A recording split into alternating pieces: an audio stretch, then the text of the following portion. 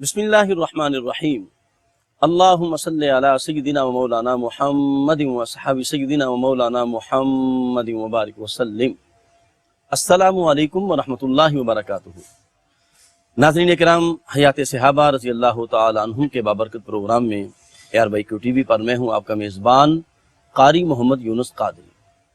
اس programme میں ہم صحابہ اکرام کی سیرت و کردار، حیات طیبہ پہ بات کرتے ہیں، اور آج ہم جس عظیم صحابی رسول پر گفتگو کی سعادت حاصل کرنے لگے ہیں، ان کی بابت میرے کریم آقا علیہ السلام نے فرمایا کہ میری امت میں سب سے بڑے قاری قرآن جو ہیں وہ حضرت ابی بن کعب رضی اللہ تعالی عنہ ہیں۔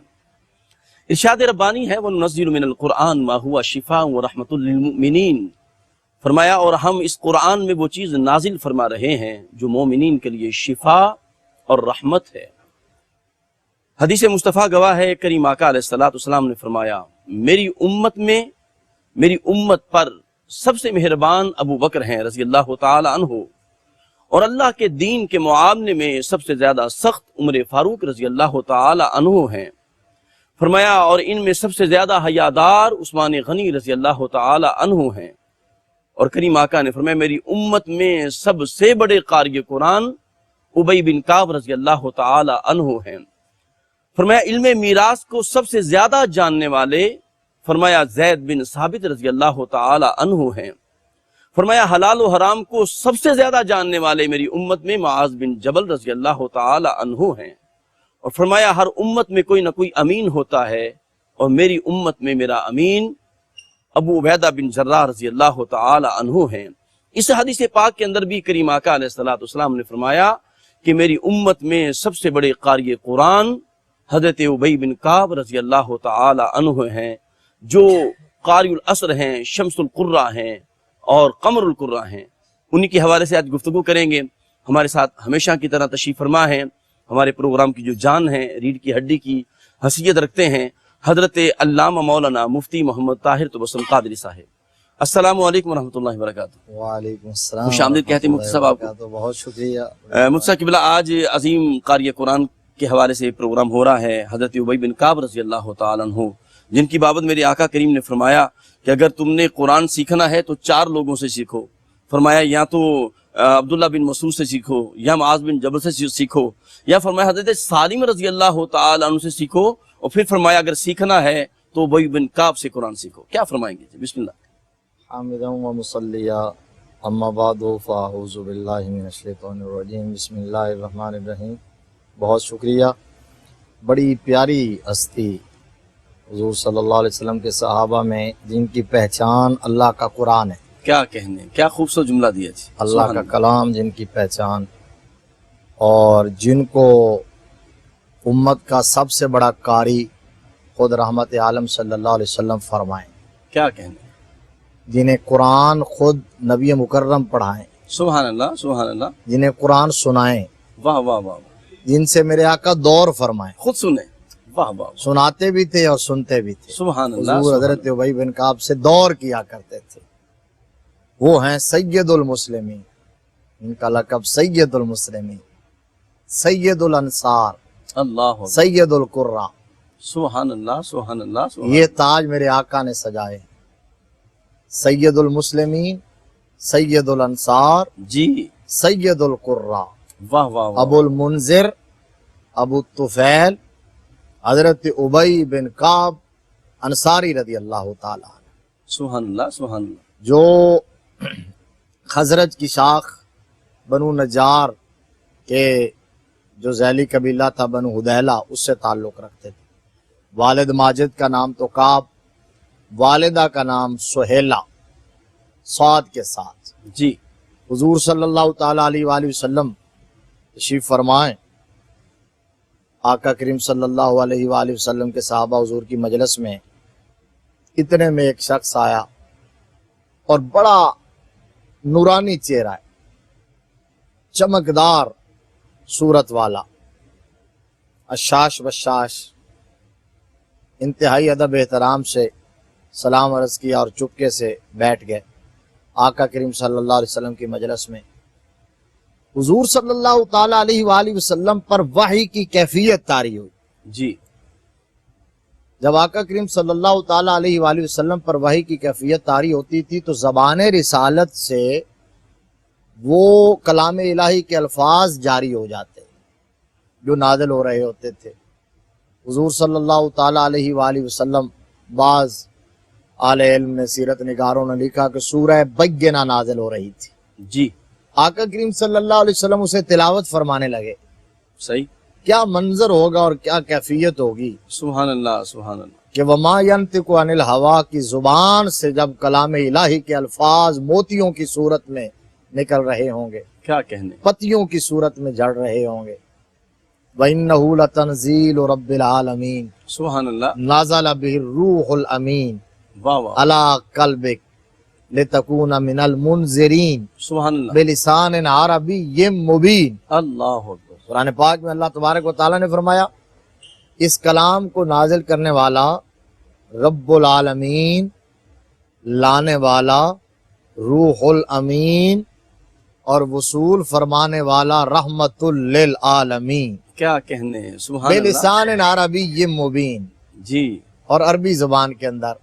علامہ نے کہا کتاب زندہ آہا، قرآن حکیم، حکمت او لا یزالست قدیم، نوع انسارا قیام آخرین، حامل او رحمت للعالمین۔ عالمین، واہ واہ، کہا کہ سبحان وہ اللہ، زندہ کتاب قرآن حکیم ہے جس کے فکر و فلسفہ پر کبھی زوال نہیں آیا۔ جی اقبال نے کہا کہ ہر کتاب کی فکر، ہر کتاب کا فلسفہ ایک نہ ایک دن جا کے آؤٹ ڈیٹ ہو جاتا ہے، ایکسپائر ہو جاتا ہے، لیکن کہا کائنات عالم کی واحد کتاب مصطفیٰ کریم صلی اللہ علیہ وسلم کے علم نشرح کے نورانی سینے پر نازل ہونے والی، قلب مصطفیٰ پر نازل ہونے والی قرآن مجید فرقان حمید برہان رشید ہے، جو ہر دور کے ساتھ اپ ڈیٹ رہے گی، واہ واہ، مرور ایام اور گردش زمان کے ساتھ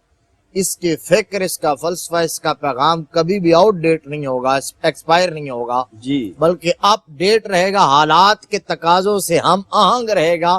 یوں لگے گا جیسے یہ کتاب آج کے زمانہ میں اور آج کے حالات کے مطابق نازل ہوئی ہے۔ بلکہ مفتی صاحب یہ ایسا بحر علم ہے کہ جو غواصی اس میں اترتے چلے جائیں گے گہرے نایاب لے کر نکلتے رہیں گے۔ بے شک ایسا ہے، اس کا کوئی سمندر ہی نہیں ہے، واہ واہ واہ، کنارہ ہی نہیں۔ ہماری اس کا کوئی کنارہ ہی نہیں ہے اس سمندر کا۔ جی ہماری کوتاہی ہو سکتی ہے کہ ہم اس سے تعلق نہ جوڑیں، ہم ربط نہ بنائیں، ہم اپنا ناطہ نہ پیدا کریں، ہم اس بارے بے کرام غواصی نہ کریں، جی، ہم وہاں سپیوں سے موتی نہ نکال سکیں، واہ واہ واہ، یہ ہماری کوتاہی ہو سکتی ہے۔ ادروائز جنہوں نے قرآن سے تعلق جوڑا ہے انہوں نے تو ہر چیز کا حل اور ہر مسئلے کا جواب انہوں نے قرآن سے ڈھونڈ کے اسی وقت سامنے رکھ دیا ہے۔ کیا کہنے، یہ اس پر بڑی مثالیں دی جا سکتی ہیں، اگلے سیگمنٹ میں جا کے کچھ عرض کر دیں گے جی کہ قرآن کا جو دعویٰ آپ نے جو پہلے انٹرو میں کہا ہے کہ ہر رتب و یابس کا واہ واہ واہ، ذکر قرآن میں ہے، ہر تارہ اور خشک کا ذکر قرآن میں ہے، کیا کہنے، اور کائنات کی ہر چیز کا ذکر قرآن میں ہے۔ یہ صرف محض کلیم نہیں ہے،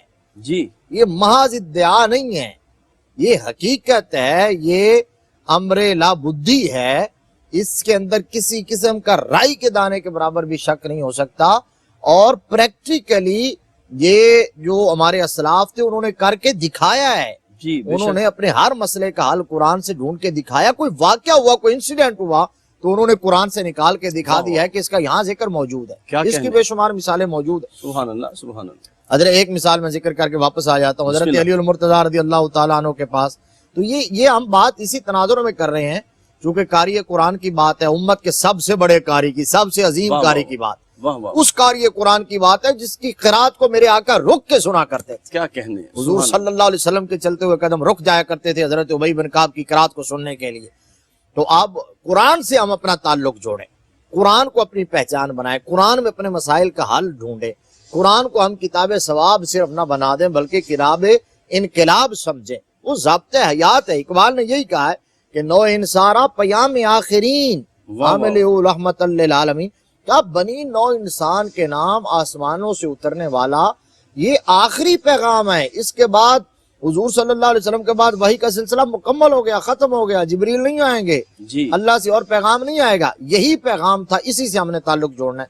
حضرت مولا کائنات علی المرتضیٰ شیر خدا رضی اللہ تعالیٰ عنہ، ان کے سامنے ایک یہودی آیا اور اس نے کہا کہ جی آپ کا کلیم یہ ہے کہ قرآن پاک میں ہر چیز کا ذکر ہے، ہر چیز کا تذکرہ ہے، ہر چیز کا بیان موجود ہے، تو یہ آپ کی جو داڑھی ہے اور میری داڑھی، اس کی داڑھی ذرا کم تھی جی اور شیر خدا رضی اللہ تعالیٰ عنہ کی بھرپور داڑھی تھی، گھنی، وہ کہا گھنی داڑھی تھی، سبحان اللہ، وہ کہا کہ جی اس کا ذکر قرآن میں کہا، ایک لمحے کی تاخیر کے بغیر باب مدینۃ العلم نے قرآن کی آیت پڑھی والبلد الطیب یخرج نباتہ باذن ربہ والذی خبث لا یخرج الا نقدا۔ اللہ کہا تم نے تو قرآن، یہ دیکھو قرآن میں لکھا ہے کہ جو ہموار نرم زمین ہوتی ہے وہ اس پر جب پانی برستا ہے تو وہ سبزہ گھنا اگاتی ہے، اور جو بنجر زمین ہوتی ہے اس پر جب بارش برستی ہے تو وہ اسی طرح کا سبزہ اگاتی ہے، کیا تیری کہنے؟ بنجر زمین ہے، میری زرخیز زمین ہے، سبحان تو اللہ، دونوں کا ذکر قرآن کے اندر موجود ہے۔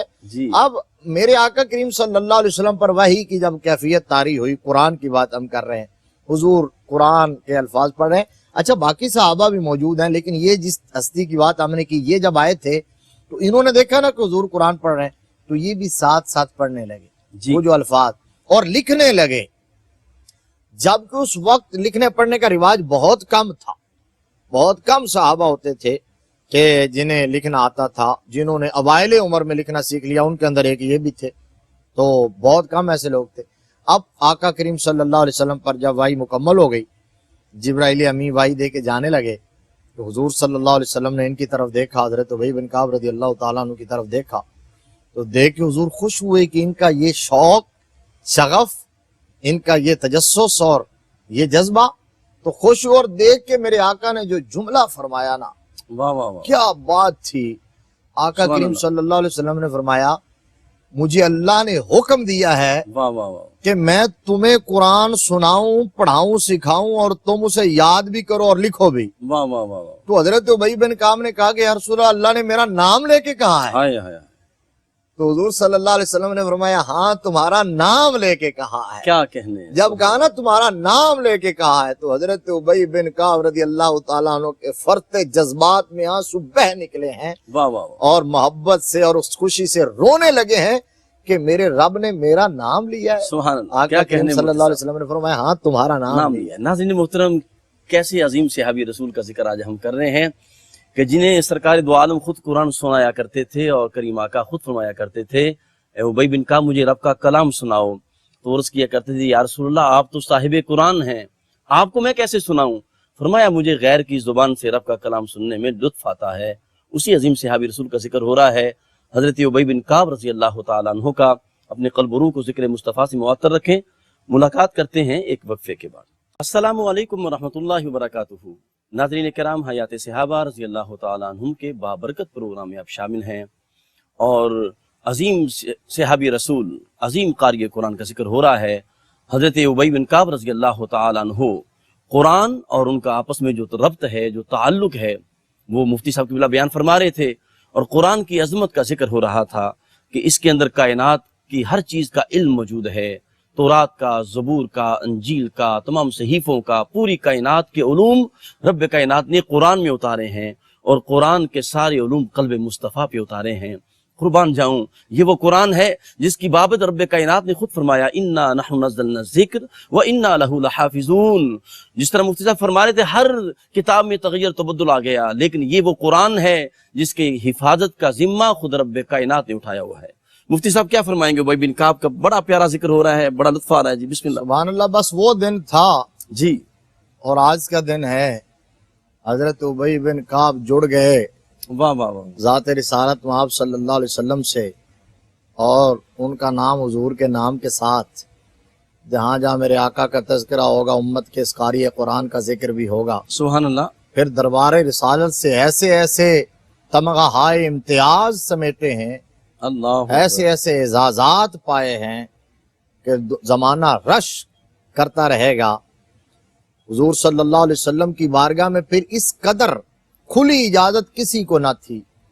جب حکم ملا نا رب کی بارگاہ سے کہ ابی بن کعب کو قرآن پڑھاؤ، سبحان اللہ، قرآن سکھلاؤ، تو حضور صلی اللہ علیہ وسلم نے اذن عام دے دیا تھا کہ تم جب چاہو جس وقت چاہو میرے پاس آ سکتے ہو اور مجھ سے قرآن سیکھ سکتے ہو، علم سیکھ سکتے ہو۔ واہ واہ واہ، سبحان تو اللہ۔ اس سے بڑا خوش بخت خوش نصیب کون ہوگا جس کو میرے نبی قرآن پڑھائیں، قرآن مفتی صاحب یہ سکھلائیں۔ جملہ جو آپ نے حدیث کا بیان کیا نا، یقین کریں میں ابھی اسی نشے میں ہوں کہ خود رب نے فرمایا کہ میرے حبیب میرے ابی بن کعب کو قرآن پڑھاؤ۔ اب دیکھیے نا، انہوں نے پوچھا جی میرا ہائے۔ نام لے کے کہا ہے، اللہ اکبر، تو فرمایا ہاں تمہارا نام آیا ہے۔ واہ واہ واہ، تو جن کا نام آسمانوں سے آیا ہو سبحان اللہ سبحان اللہ۔ وہ ان کے لیے اس سے بڑی اور خوش بختی کی بات کیا ہوتی ہے؟ یہی وجہ ہے کہ خوشی سے رونے لگے۔ جی اب آقا کریم صلی اللہ علیہ وآلہ وسلم پر جب قرآن کا کوئی آیت اترتی، سورت اترتی، تو فوراً طلب فرماتے، سناتے حضرت ابی بن کعب کو، لکھواتے۔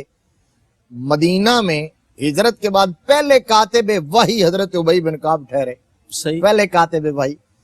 اور ایک اور بات ذکر کر کے واپس اسی موضوع پہ آ جاتا ہوں۔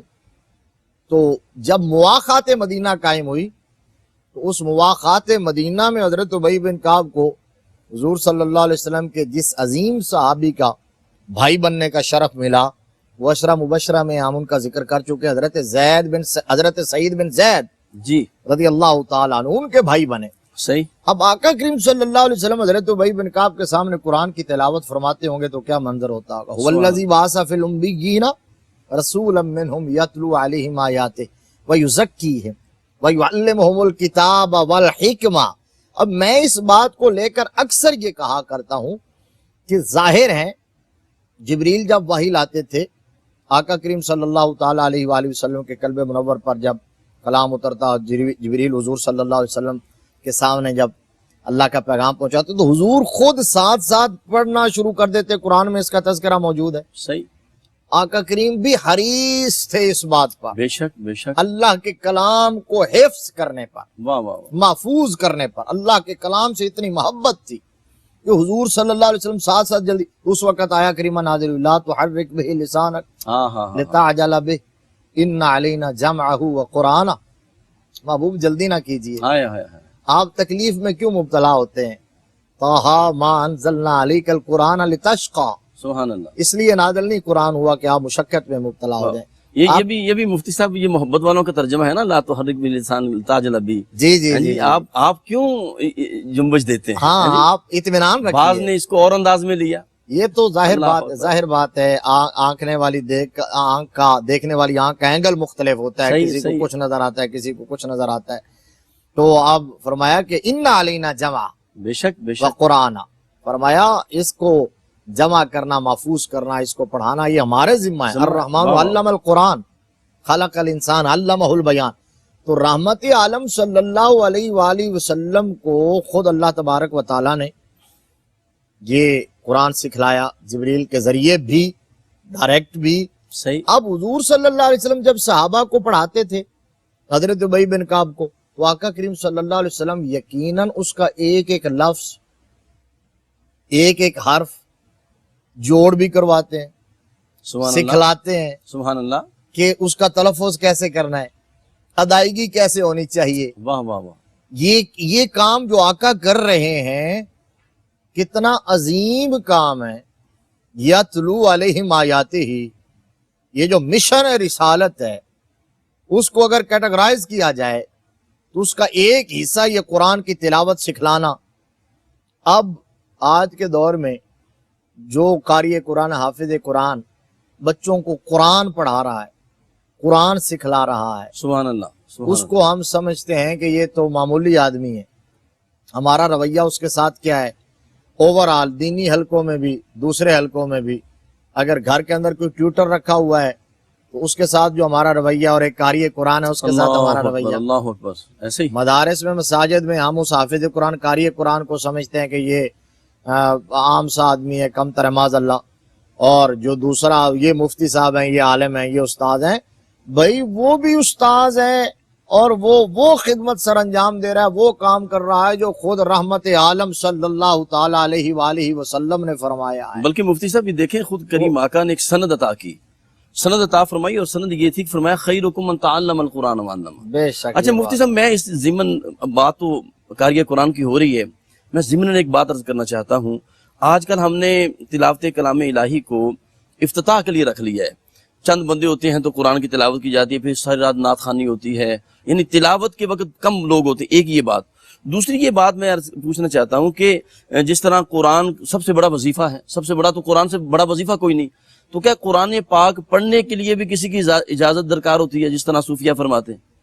اب ایک دیکھیے، پہلی بات یہ ہے کہ یہ المیہ ہمارے معاشرے کا جی کہ ہم محض برکت کے لیے، تبرک کے لیے قرآن کو پڑھتے ہیں، اور اس کے بعد ہم کوئی بھی محفل نعت ہو یا کچھ بھی ہو تو آپ کہتے ہیں کہ بس جی 2 منٹ میں تلاوت کریں اور صرف ایسے آغاز کرنا ہے. جی قرآن خود میرے مصطفیٰ کی نعت ہے، اور قرآن سے بڑی حضور کی نعت کون ہوگی؟ کیا کہنے، سبحان اللہ. تو آقا کریم صلی اللہ علیہ وآلہ وسلم نے قرآن کی تلاوت سے اس قدر پیار فرمایا ہے، اور قرآن کے قاریوں سے اس قدر پیار فرمایا ہے. خود حضور صلی اللہ تعالیٰ علیہ وآلہ وسلم قرآن کو اس قدر محبت سے پڑھا کرتے تھے. تو ہمیں اس بات کو فرسٹ پریارٹی بنانا چاہیے کہ ہم صحیح. قرآن کو زیادہ سے زیادہ ترجیح رواج دیں. دیں، اور اسی طرح قرات کی محافل ہوں اور قراء کی اہمیت ہو، اور قرآن ہم پڑھیں. نعت شریف اصول برکت کے لیے ہے، نعت شریف اصول برکت کے لیے ہے، وہ آپ پڑھیں، لیکن قرآن کو آپ ثانوی حیثیت کبھی بھی نہ دیں. صحیح. یہ نہ ہو کہ دوسرا یہ ہے کہ قرآن پاک کو بطور وظیفہ جی یا اس کی کسی آیت کو کسی اسپیسیفک مقصد کے لیے پرسپیکٹو میں اگر آپ پڑھنا چاہتے ہیں تو وہ تو ٹھیک ہے. آپ اگر کوئی بھی اس کا اسپیشل وظیفہ ہے یا کورس ہے، ظاہر ہے کسی مربی، صحیح. کسی معلم، کسی ہادی کی اجازت اور اس کی نگرانی کے بغیر نہیں پڑھ سکتے. لیکن اوورآل قرآن کی تلاوت کو، پورے قرآن کو آپ اپنی زندگی کا وظیفہ بنا لیں. پورے قرآن کی تلاوت کرنا چاہتے ہیں، قرآن کو سیکھنا چاہتے ہیں، قرآن کو سکھانا چاہتے ہیں، تو اس پر کسی کی اجازت کی کیا ضرورت ہے؟ یہ تو صحیح. خود اللہ اور اس کے رسول نے اجازت دے دی اور ہم سے تقاضا کیا، ہم سے مطالبہ کیا ہے واہ واہ. کہ اس قرآن کو حرز جاں بناؤ، وظیفہ زباں بناؤ. اس قرآن کو اتنا پڑھو، اتنا پڑھو، اتنا پڑھو کہ قرآن تمہارے رگ و پے کے اندر اتر جائے. واہ واہ واہ. قرآن سے اتنا پیار کرو. اور نبی رحمت صلی اللہ علیہ وسلم کی حدیث ہے سنن دارمی کے اندر، میرے آقا کریم صلی اللہ علیہ وسلم نے صرف قرآن پڑھنے والوں کے تو بڑے فضائل ہیں، ہم بیان بھی کرتے ہیں. ایک حدیث شریف ہے، من استمع الی آیۃ من کتاب اللہ کانت لہ نورا. واہ واہ. فرمایا جس نے قرآن کی ایک آیت سن لی، یہ روز محشر اس کے لیے نور بن جائے گی. کیا کہنے. وہ نور اس کے آگے سبحان پیچھے دائیں بائیں چلے گا. تو پھر وہاں لوگ کہیں گے کہ نقتبس من نورکم، ذرا ٹھہرو، تمہارے نور سے ہم بھی کوئی اقتباس لے لیں، ہم بھی ایک شعلہ لے لیں.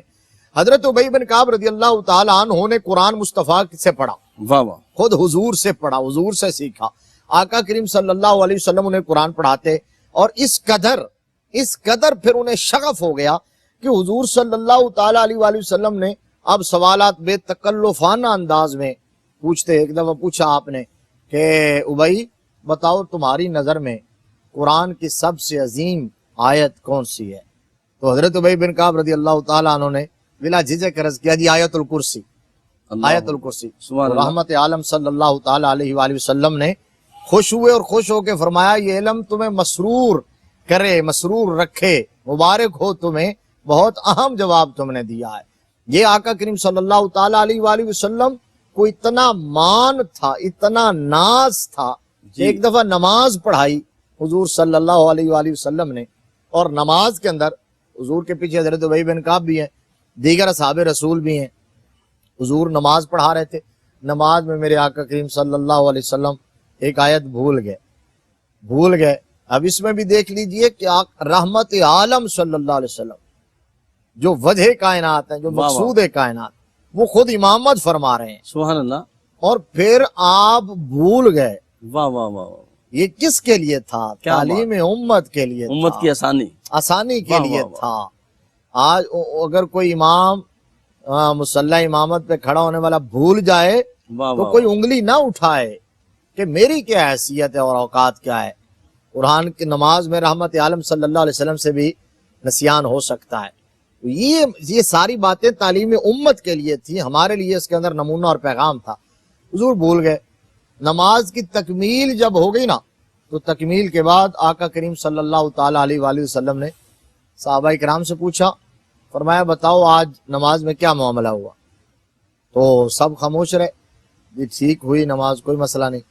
تو حضرت ابی بن کعب کی طرف دیکھا میرے آقا کریم صلی اللہ علیہ وسلم نے، فرمایا ابی تم بتاؤ.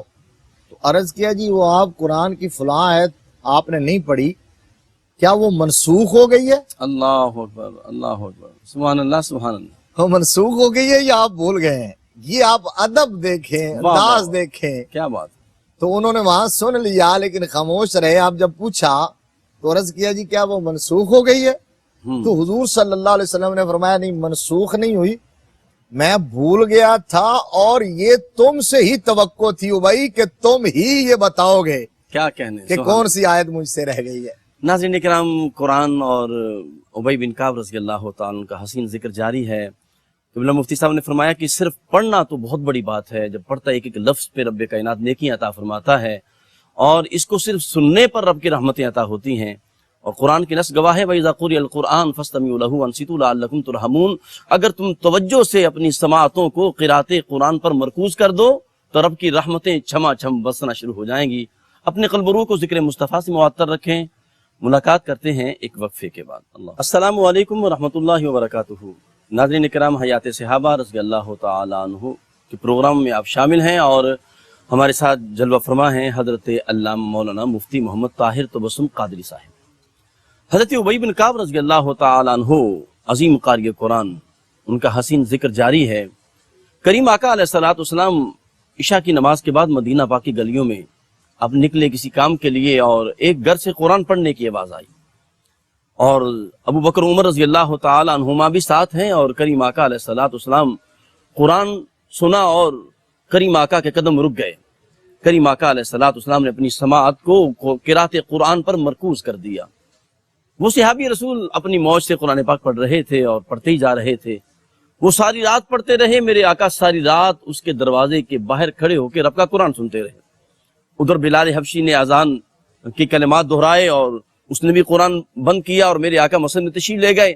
اور جب نماز ادا کی گئی تو وہ صحابی رسول جن کا نام ابی بن کعب رضی اللہ تعالی عنہ ہے، جب حضور کی بارگاہ میں آئے تو میرے آقا نے انہیں سینے سے لگا لیا. تو عرض کی یا رسول اتنا کرم، یہ کرم کیسا ہے، وجہ کیا ہے؟ فرمایا ابی بن کعب، رات کو تو نے قرآن پڑھا، اپنے نبی کو بھی راضی کر دیا ہے، اپنے رب کو بھی راضی کر دیا ہے. مفتی صاحب، ابی بن کعب رضی اللہ تعالیٰ عنہ کیا عظیم صحابی رسول.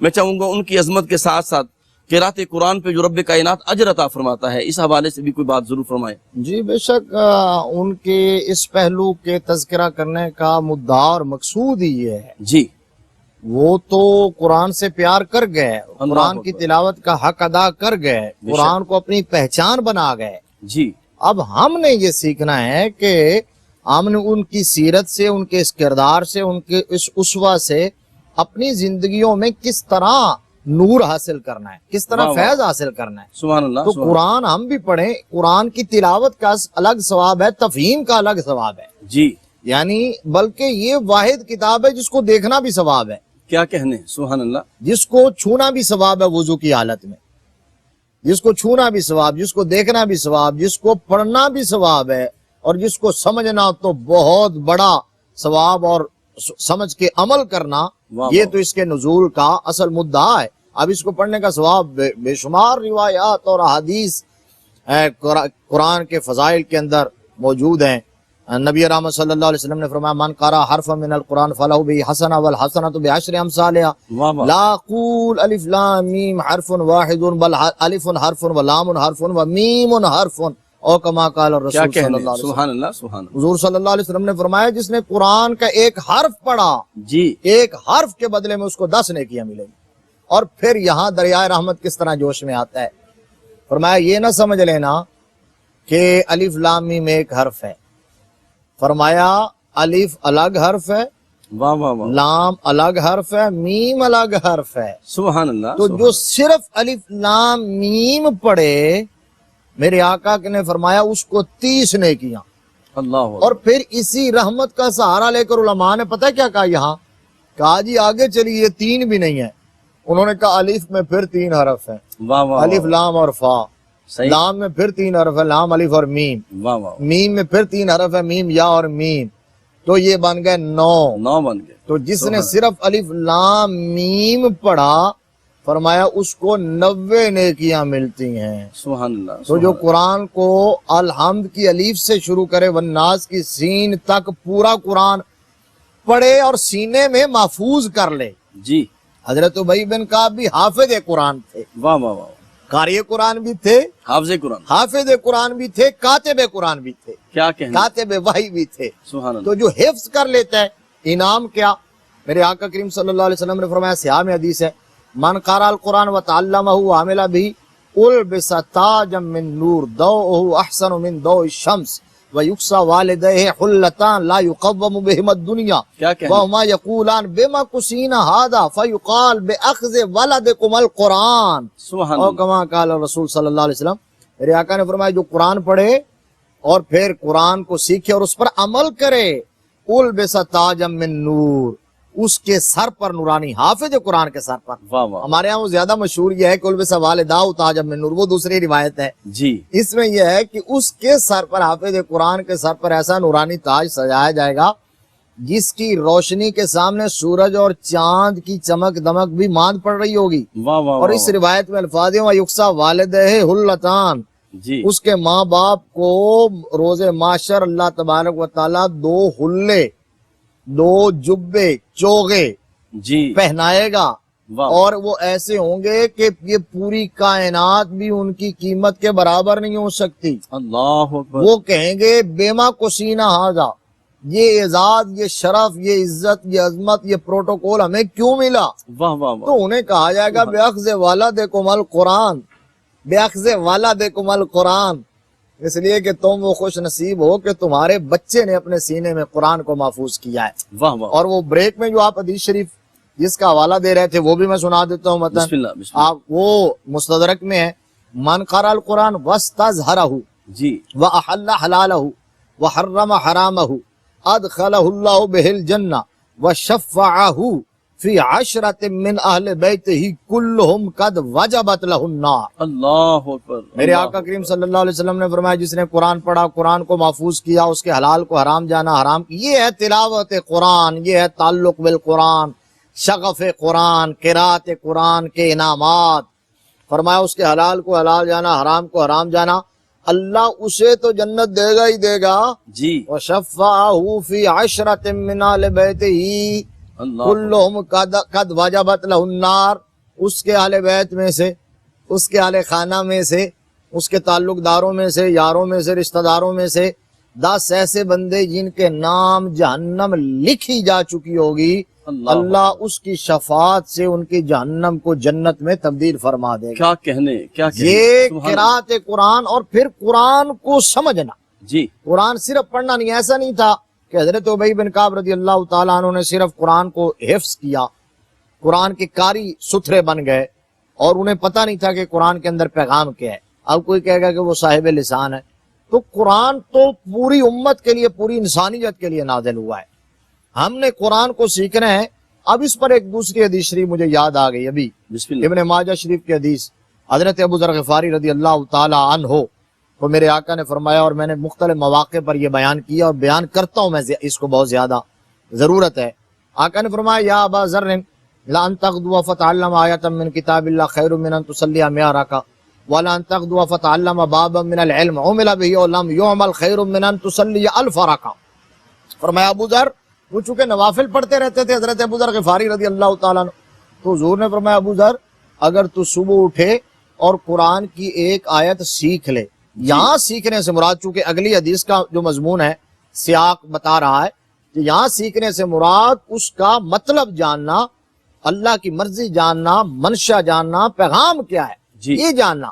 فرمایا اگر ایک آیت سیکھ لے، یہ تیرے لیے 100 رکعت نماز نفل ادا کرنے سے بہتر ہے۔ اللہ اکبر، اور اللہ، فرمایا اگر دین کا ایک پورا چیپٹر، ایک باب سیکھ لیا، اس پر عمل کیا یا نہیں کیا، فرمایا یہ 1000 رکعت نماز نفل ادا کرنے سے بہتر ہے۔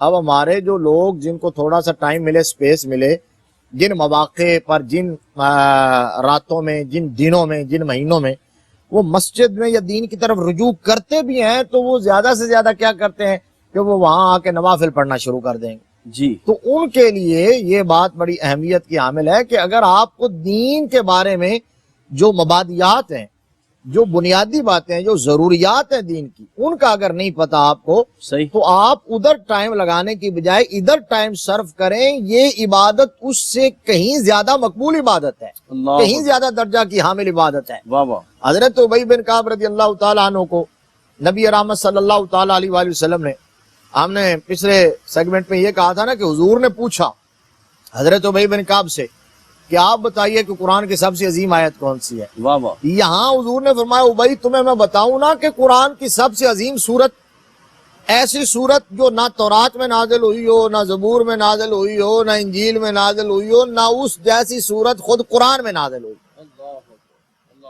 میں ایسی سورت نہ بتاؤں؟ جی تو حضرت ابی بن کعب نے عرض کیا یا رسول اللہ ضرور بتائیے، ضرور بتائیے۔ آقا کریم صلی اللہ علیہ وسلم نے فرمایا یہ امتحان بھی لینا تھا کہ کتنا شوق ہے، کتنا شغف ہے، تو کہا کہ میں ضرور بتاتا ہوں۔ اور پھر میرے آقا نے جب انہوں نے بار بار کہا نا کہ جی بتائیے، تو حضور نے فرمایا بھائی مجھے یقین ہے کہ اس دروازے سے نکلنے سے پہلے وہ تم مجھ سے پوچھ لو گے اور میں تمہیں بتا دوں گا۔ اچھا، حضرت ابی بن کعب کہتے ہیں آقا کریم صلی اللہ علیہ وسلم مشغول رہے، مصروف رہے، اسی طرح دروازے کی طرف بڑھتے گئے اور میرا ہاتھ حضور کے ہاتھ میں تھا۔ کتنی ایمان افروز بات ہے کہ حضور نے میرا ہاتھ یوں پکڑا ہوا تھا۔ تو آپ کہتے ہیں کہ حضور دروازے کی طرف جا رہے تھے تو مجھے خدشہ تھا کہ کہیں ایسا نہ ہو دروازے سے نکل جائے اور وہ بات رہ جائے، تو میں ذرا قدم پیچھے کھینچ رہا تھا کہ دروازے کے اندر ہی اندر مجھے آقا یہ بات بتا دیں کہیں۔ تو حضور صلی اللہ علیہ وسلم نے دروازے سے جب دیکھا نا، شوق دیکھا، جب یہ طلب علم کی دیکھی تو حضور رک گئے اور روک کے فرمایا ابی یہ نماز میں کس طرح شروع کرتے ہو نماز؟ کہا جی ثنا، اور ثنا کے بعد تعوذ، تسمیہ، پھر الحمدللہ رب العالمین الرحمن الرحیم مالک یوم الدین، سورہ فاتحہ پڑھی نا۔ تو میرے آقا نے فرمایا وہ سورت جس سورت جیسی نہ زبور میں نازل ہوئی، نہ تورات میں، نہ انجیل میں، نہ قرآن میں، وہ یہی سورت سورہ فاتحہ ہے جس کی مثل پوری آسمانی کتابوں میں کوئی اور سورت نازل نہیں ہے۔ سبحان اللہ سبحان اللہ، کیا کہنے۔ ناظرین محترم، قاری قرآن حضرت ابی بن کعب رضی اللہ تعالیٰ عنہ کا ذکر جمیل تھا، اور بس آخری پیغام یہی ہے کہ جو قرآن سے محبت کرتا ہے، قرآن سے پیار کرتا ہے، اس کا پیغام خود رب کائنات عطا فرماتے ہیں، پھر اس کا نام رب کی لسٹ میں آ جاتا ہے، اور قرآن پڑھنے والے کا مقام اتنا بلند ہے کہ کل قیامت کے روز بھی رب کائنات فرمائیں گے اے قاری قرآن تو قرآن پڑھتا جا اور جنت کے درجوں میں چڑھتا جا۔ اپنے میزبان قاری محمد یونس قادری کو اجازت دیجیے۔ السلام علیکم ورحمۃ اللہ وبرکاتہ۔